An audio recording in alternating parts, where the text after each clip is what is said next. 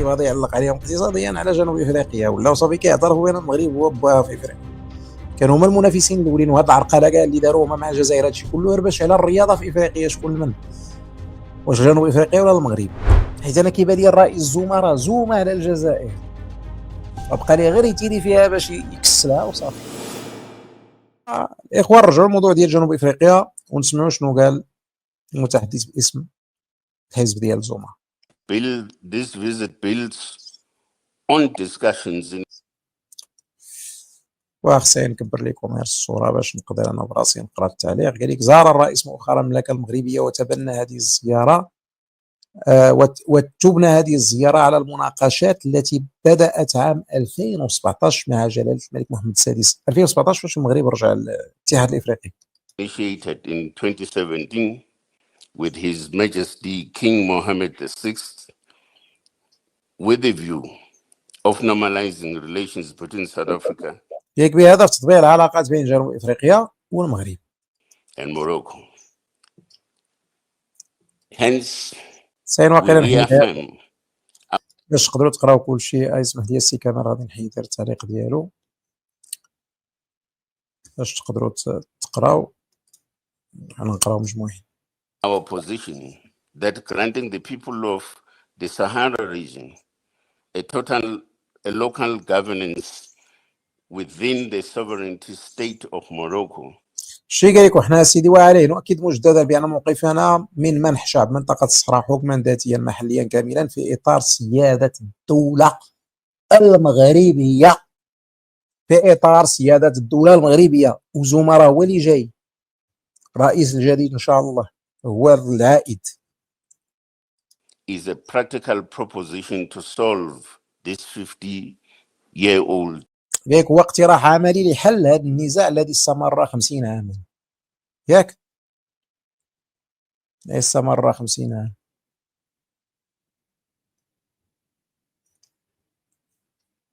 conflict. This Moroccan autonomy proposal is beginning to be the most supported position by other governments. وشوف راه داكشي ديكم ديال الميريكان. ياك لقد اصبح هذا الاقتراح المغربي الحكم الذاتي الموقف الاكثر دعما من قبل حكومات اخرى في افريقيا. باش يذكر الحكومات القويه والكبيره in Africa, including the Sahel region countries. قال لك بما في ذلك دول منطقه الساحل التي سيزورها الرئيس زوما قبل نهايه العام. ولما كتسمعوا دول الساحل علاش تربط بالضبط بما فيها دول الساحل؟ كاين شي مشروع اطلسي تماك على المحيط داخله فيه ميريكان وفي الامارات، شي مشروع اطلسي مع دول الساحل الطريق الاطلسي. ذاك المشروع كيفاش الديكور ديالو؟ كاينه شي طريق تماك. على الزوما غادي يزور دول الساحل وغادي يخصهم بالذكر ويقول لك بما فيهم دول الساحل اللي غادي يزورها زوما. زوما كيقلب على شي مصلحه اقتصاديه تماك. شنو المصالح ديالو؟ المغرب غادي يعلق عليهم اقتصاديا على جنوب افريقيا، ولاو صافي كيعترفوا بان المغرب هو باها في افريقيا. كانوا هما المنافسين الاولين، وهاد العرقله كاع اللي داروا هما مع الجزائر هادشي كله غير باش على الرياضه في افريقيا شكون من، واش جنوب افريقيا ولا المغرب؟ والجزائر كتبزي جنوب افريقيا عرفوا بان المغرب صافي يعلق. شنو نديروا؟ اجي اخويا نشبكوا مع المصالح دابا. فين كاين المغرب؟ فين ما مزروع المغرب غادي نمشيو نتحشاو تحت. وهادشي كيبين ان المغرب ولا فاتح الحوار مع جنوب افريقيا، والمغرب ولا كيهاجم الجزائر حتى في القلاع الحصينه ديالها اللي كتعول عليها بزاف للدعوه لتأييد الجمهوريه الوهميه. لكن دابا نقدر نقول لكم بان المغرب نجح، حيت باش يجي واحد كان رئيس سابق لجنوب افريقيا ويقول لك اودي راه كنكمل الحوار اللي بديتو في 2017، يعني هو اللي جاي وراه كيكمل داك الحوار 2017 بصفته راه هو اللي الرئيس القادم غالبا، وكون صفه عبد الراي كتقول راه هو اللي غادي يرجع ويقول هذا الكلام الخطير على الجزائر وعلى الجمهوريه الكعبيه الوهميه. غتفهموا والله كيفاش دايره الاخوان. راه ما جاش وخص دول الساحل هكاك، لا راه كيقول المغرب راه كاين شي اتفاق حنا مع المغرب راه كنتفاوضوا في شي حوايج، حنا راه قالنا المغرب راه غادي نخليكم حتى نتوما شي بركه في ديك دول الساحل.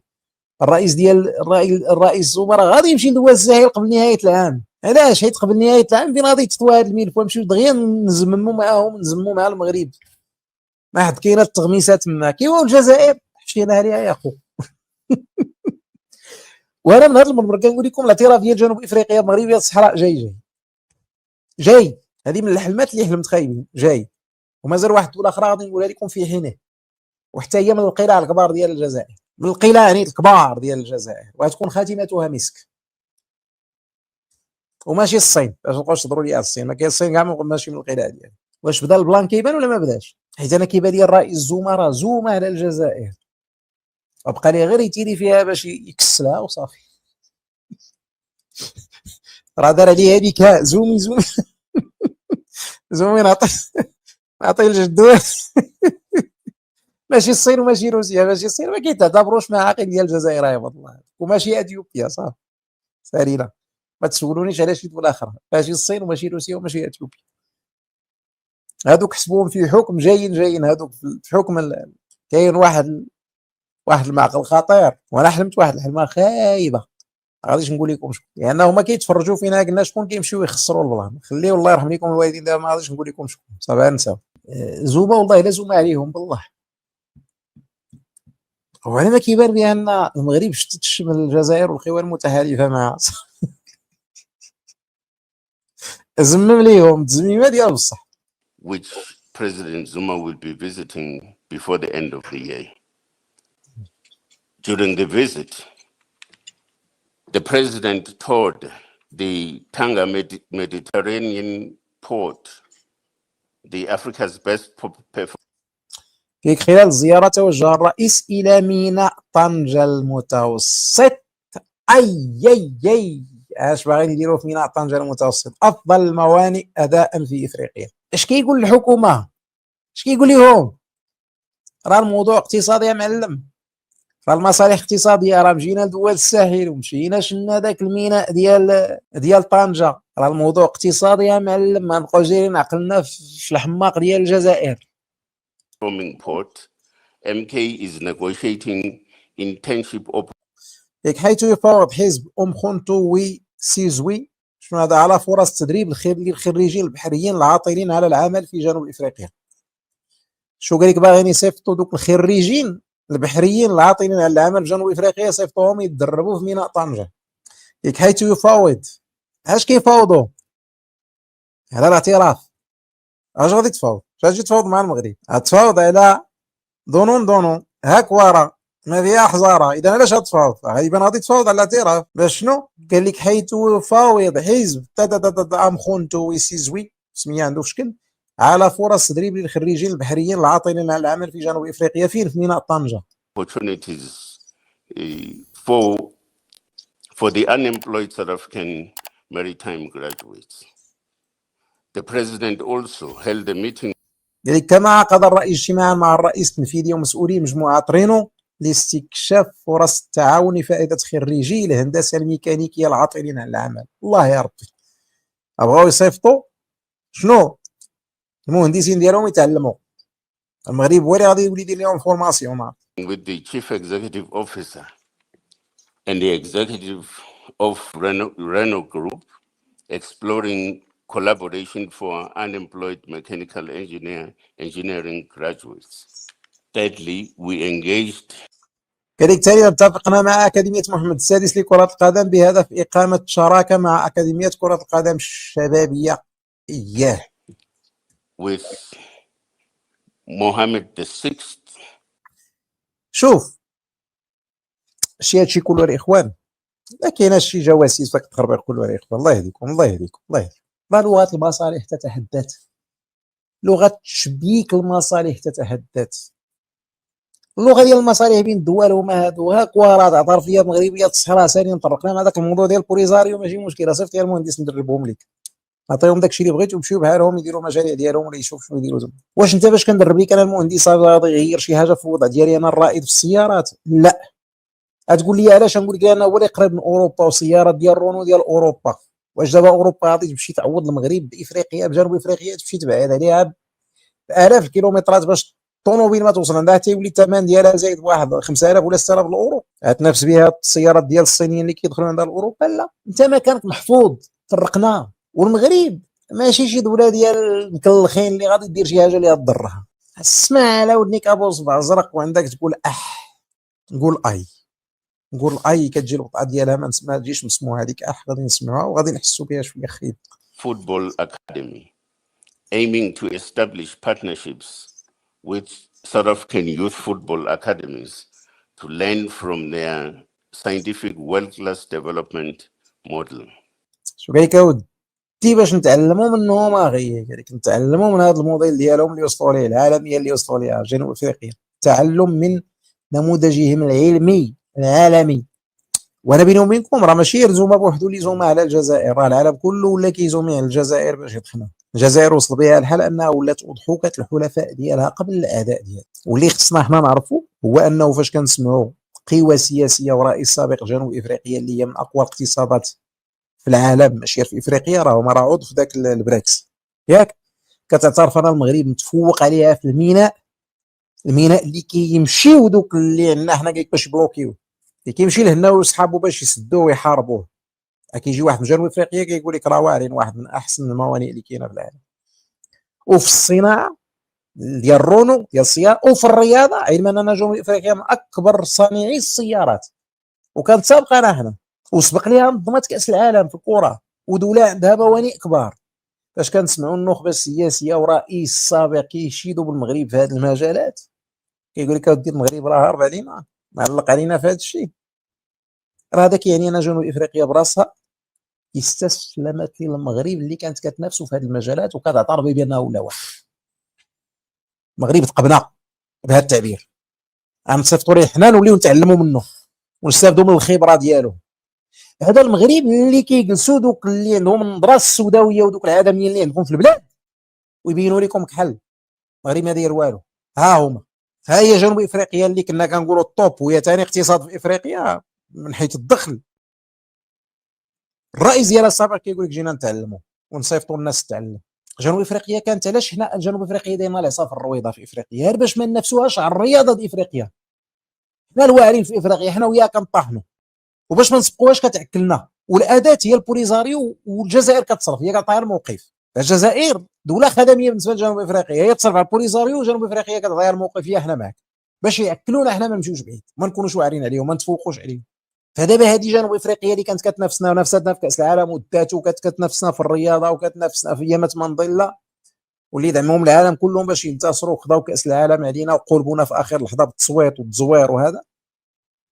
ونفس الشيء في الصناعه ديال السيارات والموانئ كيعترفوا باننا واعرين عليهم، وغادي نجيو نديو الخبره من المغرب. معلم راه خصكم تقراو دابا الرسائل اللي كدوز في هذا الشيء. انا هذا الشيء ولا يعنيني مثلا نوصلوا لواحد اخر ولا لدوك سميتو الهناوي وخوتو هذا، ولكن نتوما خصكم تفهموا ان فاش المنافس ديال الاول ديال كيولي يعترف بانك واعر عليه، مسخوط عليه، صعيب عليه، وباغي هو يتعلم منك ويدير شراكات باش يصيفط لك الناس يتفورماو عندك ويقراو عندك. هذه جنوب افريقيا اللي من رواد في افريقيا كنقولوا هي الواعره في افريقيا، ولات كتاخذ ليكزومبل ديالها هو المغرب اللي واعر علينا.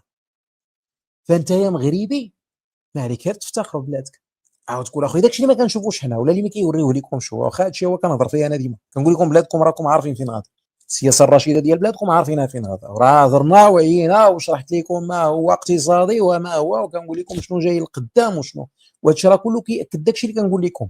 عمري كتبت لكم شي حاجه؟ عمري كتبت لكم شي حاجه من داكشي كنقول؟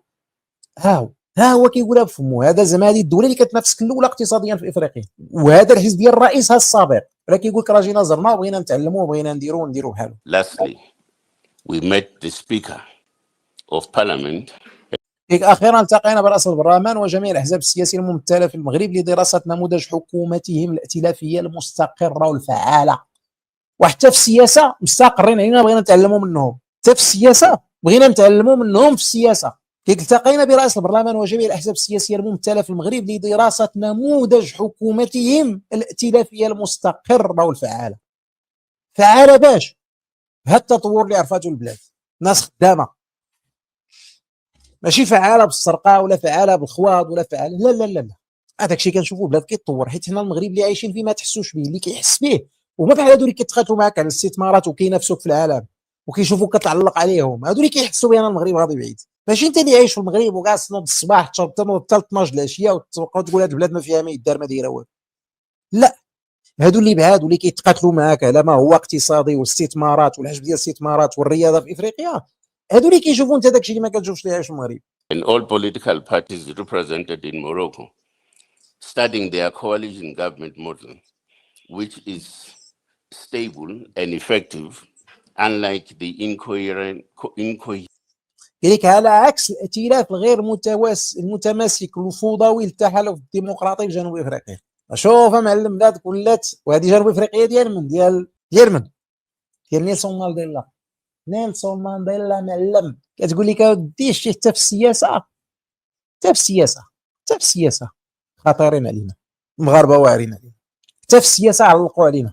وتصور جاك انت المنافس ديالك اللي هو اخطر منافس عندك جاي كيطلب يتعاون معاك باش يتعلم منك. اعلم انك طحنتيه وهزمتيه غلبتيه، فمابقاش شايف مصلحه من غير انه يمد يدو ليك.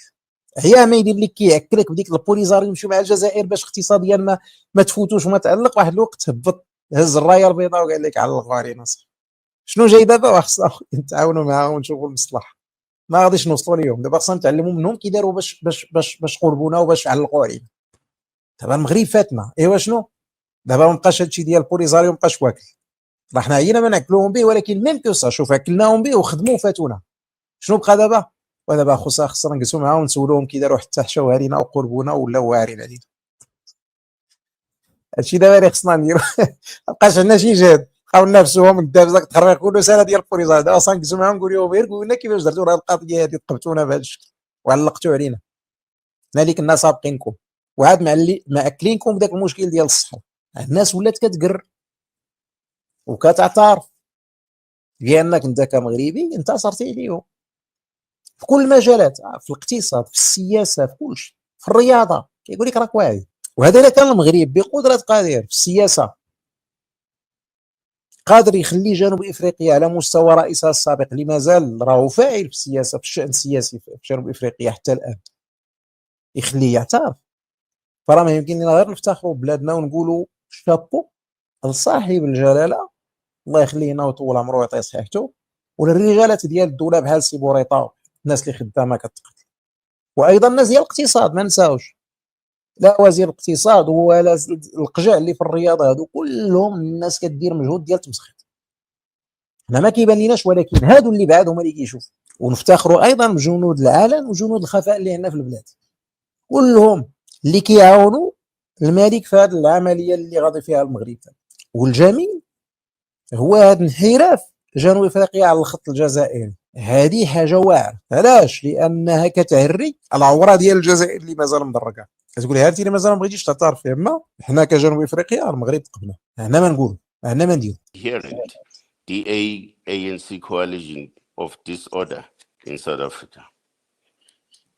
A delegation led by our deputy president. اسمع قالك سيعود قريبا وفد بقيادة نائب رئيسنا والزعيم في البرلمان الدكتور مالاي لوبي إلى المغرب لتعميق هذا العمل واستكشاف أنظمة الحكم التقليدي للقيادة. ما قالش المخزن والمخزن الديكتاتور والمخزن وداك الشيء كاع ما كاين. بلاد غادي الاقتصاد واعر، بلاد كتطور، بلاد العالم كله ميريكان كتحترمها وكتخدم معها، والدول الكبار كيغتا عندهم نظام خطير سياسي. خصنا نشوفوا كيفاش داروا لهاد القضيه، كيفاش قدروا يستمروا هذا النظام السياسي ديالهم ويخدموا بهذا الشكل اللي العالم كله يحترمهم والستثمارات كلها تمشي عندهم ويتقبونا في كاع المجالات. هادو ناس كيعملوا، فخصنا نمشيو نتعلموا منهم كيفاش كيديروا. And the leader in parliament, Dr. Mandla Raisa Slope, will soon return to Morocco to deepen this work and explore traditional leadership governance systems. We make it unequivocally clear. لكن نوضح بشكل قاطع أن سياستنا الخارجية يجب أن تخدم المصلحة الوطنية وليس الأجندات السياسية الحزبية الضيقة. اسمع معلم، اسمع أبو صبع زرق، كيك نوضح بشكل قاطع أن سياستنا الخارجية يجب أن تخدم المصلحة الوطنية ومصلحة جنوب إفريقيا الوطنية. فاش نتعاونوا مع المغرب معلم، وليس الأجندات السياسية الحزبية الضيقة اللي كتشد الفلوس من الجزائر. Our foreign policy must serve the national interest, not narrow party political agendas. And in this regard, DECO was fully aware. ياك وفي هذا الصدد كانت وزارة العلاقات الدولية والتعاون ديركو على علم تام بزيارتنا، وقدمت سفارتنا الدعم الدبلوماسي المناسب. داكشي قلت لكم البارح معلم، داكشي قلت لكم البارح معلم، داكشي اللي قلت لكم البارح معلم، سمعتي؟ وفي هذا الصدد كانت وزارة العلاقات الدولية والتعاون، وزارة ديال العلاقات التعاون ديال من؟ ديال جنوب افريقيا، على علم تام بزيارتنا، وقدمت سفارتنا الدعم الدبلوماسي المناسب. شنو قلت لكم انا البارح؟ قلت لكم راه ما يمكنش هادشي يدوز على السفاره الا ما كانش رسمي، ولا كانوا هما فعلا اللي مصيفطين هذاك، ولكن مع هذاك الضغط ديال الجزائر كتخلص فلوس خرجوا يديروا ديك الخرجه ديالها، ولكن تحت الدف كاين حوايج اخرى، تحت الطبله كاين حوايج اخرى. ودابا كناكد لكم بان جنوب افريقيا غادي تهضر بمغربيه الصحراء، بالسياده المغربيه على الصحراء، وغادي تهضر بالحكم الذاتي. من خلال هذا التصريح دابا اللي قال هادشي، هاد الجمله هادي اللي قال، هادشي اللي قال راه قلت لكم البارح، قلت لكم راه ما يمكنش يجي هو الا ما جاش بشكل اوفيسيال، لان باش السفاره تدخل يعني راه جاي من الدوله ديالو، وباش بوريطا يستقبلو ويدير رايه موراه راه جاي بالدول باسم الدوله ديالو، ما جايش كرئيس حزب. هنا المغرب اخر دوله اللي تخرق مسائل اللي هي بروتوكوليه. قلت لكم البارح في اللايف، قلت لكم راه مستحيل ان بوريطا يستقبل رئيس ديال الحزب الباب ما يكون جاي بشكل رسمي، كيما الملك ما يستقبلش مثلا وزير خارجيه ركاك ولا هذا، كيستقبل دائما اللي النظير ديالو. واش كان ولا ما كانش؟ قلتها لكم البارح وسمعتوها، ها هو قالها. ودابا تاكدت بان اللي سرب الوثيقه ديال السفاره راه هما اللي خرجوها، حيت انا الوثيقه وصلتني من جنوب افريقيا ما وصلتنيش من المغرب. والاخبار ديال الاجتماع اليوم كاين غدا كاين اجتماع مع الجوج وغادي يتقال فيه بزاف، وصلتني من جنوب افريقيا ما وصلتنيش من المغرب.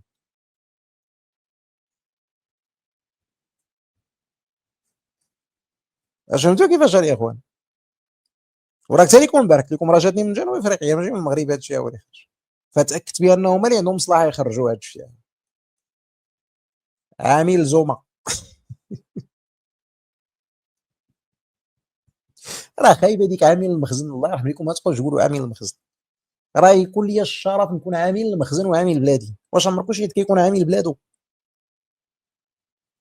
راه كيكون عامل جهات اخرين الا بلادو، بلادك راه هذاك واجب كتخدم في بلادك، ما كايناش شي سميتها عامل المخزن ولا عامل.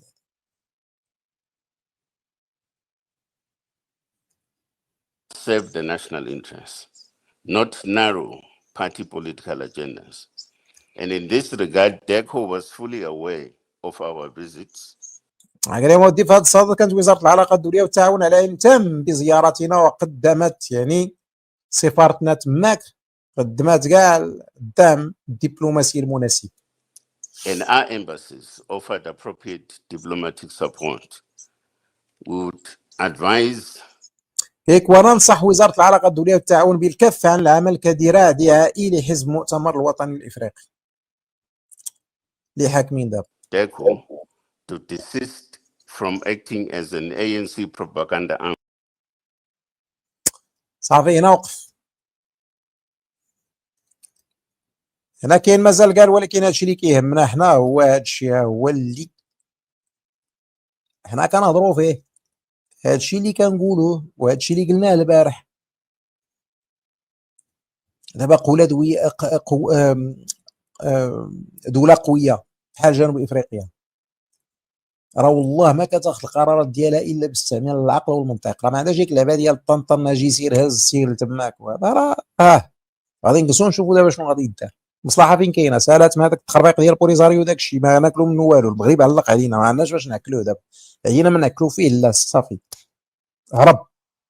اش غادي نديروا؟ خصنا دابا نمشيو نتعاونوا معاه، على الاقل يورينا كي دار تهرب علينا، داكشي اللي علق علينا فيه نمشيو نتعلموه منه. دابا كان اكلنا داكشي ما كلاش، دابا نشوفوا مصلحتنا مع بقينا تابعين الجزائر غادي نضيعوا. ترامب غادي ينزل علينا بالعقوبات، وكان دار واحد التدوينه كيقول على جنوب افريقيا بانها كتعرقل الشركاء ديالو في افريقيا. شكون هما الشريك الكبير ديالو في افريقيا؟ هو المغرب، ديريكت غنمشيو دابا نطلبوا بحال ديك القضيه اللي قلت لكم ديال داك اللي كيكون لاباس عليه في العروبيه، عنده شي فيرما كلشي كيبغي يخدموا جهود، دوك الساحل كلهم كيجيو. المغرب راه داير بحال هكا في افريقيا دابا. جنوب افريقيا بواحد الراجيه كتجري، علاش؟ لان عارفه عنده علاقات واعره مع امريكان، وعارفه عنده علاقات واعره مع اسرائيل، وعارفه عنده علاقات واعره، وغادي يفكها الا جايه شي مصيبه يقدر المغرب يتوسط ليها. وهذا الشيء داخل في هذه القضيه ديال شي الخدمه اللي كيدير معها ترامب، اللي كدير امريكان مع المغرب، راه كتخلي المغرب هو القوه رقم واحد في افريقيا. فاللي بغى يهضر معايا انا براسي كامريكان وبغاني يوصل ليا شي حد يمشي للمغرب ويصيفط ليا المغربي يهضر معايا، وانا ديك الساعه فانا كامريكان براسي كنبين لي انا المغرب راه هو اللي واعر تما، وانا المغرب الا جا عندي نقدر نميك عليكم ونقاد معاكم الامور. ولكن كلكم شنو خصكم ديروا؟ كانوسا هي المغرب دابا. لكن غير سير الكانوسا جنوب افريقيا، سير الكانوسا ديالك هي المغرب. ومازال راه قلت لكم واحد النهار عاوتاني، راه الجزائر الحاجه الوحيده اللي غتمنعها من داكشي اللي تابعها هو تجي للمغرب تحزن. قلتها لكم داكشي اللي تابع الجزائر باش تفك منه هو تجي للمغرب تحزن، ما عندهاش شي حل. ولكن الجزائر لا، لان الجزائر براسها كان عندها غرام ديال العقل، واخا ما تكونش كاع باغا تتعاون مع المغرب حسدا وكرها، فكان عليها على الاقل